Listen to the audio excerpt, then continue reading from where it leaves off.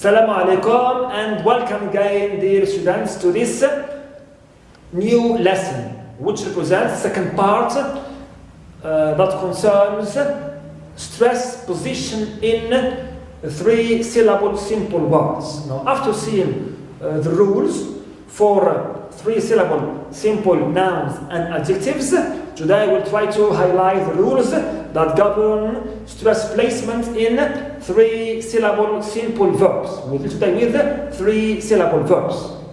So, how can we stress, this category of words and which syllable is stressed in them? Now, here I'm going to deal with mainly two major rules or cases. The first one concerns the third syllable or the final syllable within this three-syllable verb. Now, if the third syllable in this three-syllable verb contains, as usual, long vowel or a diphthong or a vowel plus more than one consonant, so logically and usually we stress here the third and the final syllable in this three-syllable verb. Clear? Three-syllable verb is stressed on its third syllable if it contains one of these elements. Now let's take some examples. For example, I have the verb intervene. It contains in its third syllable E, long vowel. That's why veen is the stressed syllable. Third one is stressed. Undermine. So mine also is third syllable and it contains the diphthong I. That's why it is stressed. Also I have resurrect. I have third syllable. Rect contains a vowel, plus ka and ta.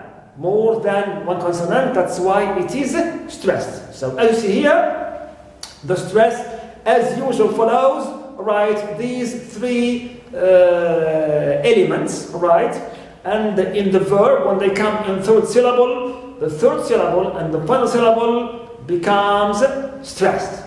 But here also, I would like to point out to a very slight but important remark. Sometimes, if the three-syllable simple verb contains in its third syllable phi, it means it ends with phi, or eyes, or eight. So, in this case, we don't stress this third syllable, even if it contains, as you see here, what? Diphthongs. Phi, it's I, eyes, it's I, and eight, it's A. So here, although the third syllable, with these endings contains diphthongs, but here it's not stressed. Here we have an exception. Another, we can say sabrur. And here with these words, which end with these elements, we stress the first syllable, usually, the first syllable. For example, we take an example of a verb which ends with phi, like rectify, like sanctify. So, rectify is stressed on the first syllable because it ends with phi. Sanctify also stressed on the first syllable because it ends with phi, although we have I diphthongs. Now, also with eyes, like improvise. So here, as it ends with eyes, I must stress the first syllable. Clear? Harmonize also, nice. It contains diphthong I, but as it ends with eyes, I must stress the first syllable. Also, verbs or three-syllable verbs ending with eight, like indicate, like stimulate. Although they end in their final syllable, or they contain diphthong A, but as they end with eight, here we stress the first syllable.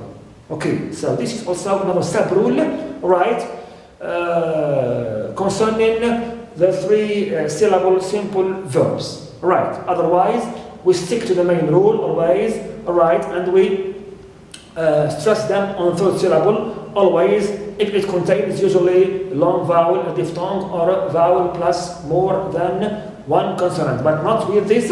Okay, three exceptions. Clear? Good. Also, we have another rule or case, and here also, in case the third syllable contains a short vowel, clear, final syllable in this three-syllable verb contains a short vowel and no more than one consonant. It means short vowel loud, clear, or short vowel plus one consonant. So in this case, I should stress the second syllable, right? Second syllable. So in case you have any three-syllable verb, right, and its third syllable contains only short vowel alone or short vowel plus consonant, so here I stress the second syllable. Second syllable, logically, as the three previous elements are absent here. Clear? For example, I have the verb imagine. Imagine. Clear? Imagine. So, ma is second. It is stressed. Why? Because the third one ends with e and na. Short vowel and our consonant. Deliver. Deliver. Right. Here also, li is stressed. Why? Because the third one ends with the vowel only alone, va. Clear? Va. Right. And doesn't contain those elements of the diphthong and so on. Clear? Also, we have the verb develop. Develop.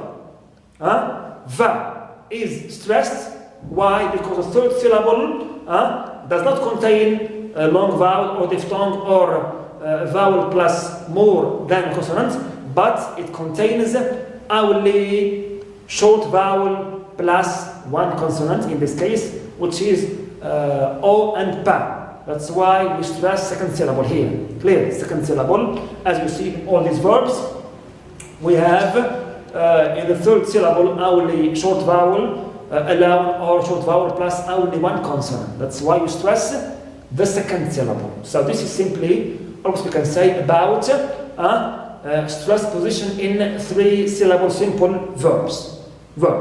But usually the major rule for all, usually three-syllable simple words, the stress falls on the first syllable. Usually.